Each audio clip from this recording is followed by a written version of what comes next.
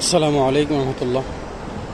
প্রিয় বন্ধুরা, আপনারা জানেন আমরা কিছু প্রবাসী আছি যারা দেশে বিদেশের কিছু আশ্চর্যজনক কিছু জায়গা এবং সুন্দর কিছু জায়গা, চমৎকার কিছু জায়গা দেখানোর চেষ্টা করি প্রায় সময়। এর মধ্যে আজকে একটা জায়গায় আমি এসেছি। যে জায়গাটি হচ্ছে দুবাই আবুধাবি আলাইনে একটি মসজিদ। যে আবুধাবি হলো চমৎকার একটি জায়গা। ওই জায়গাতে একটি মসজিদ শেখ জায়েদ মসজিদ, এরপরে দ্বিতীয় মসজিদটি হলো ওই মসজিদটি। আবুধাবি ডিস্ট্রিক্টের মধ্যে দ্বিতীয় নম্বর মসজিদ হয়তো ওইটা শেখ খলিফা মসজিদ এটাকে বলে।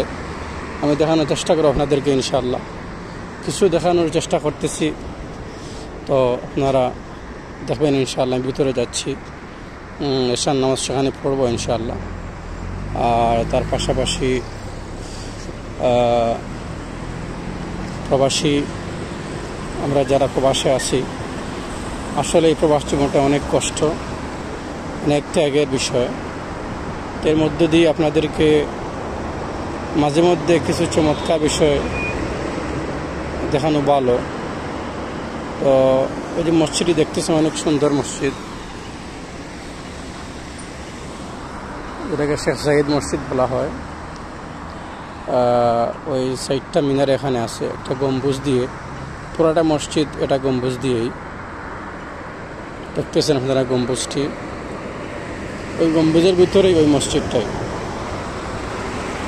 গম্বুজের ভিতরেই ওই মসজিদটাই। তো এর জন্য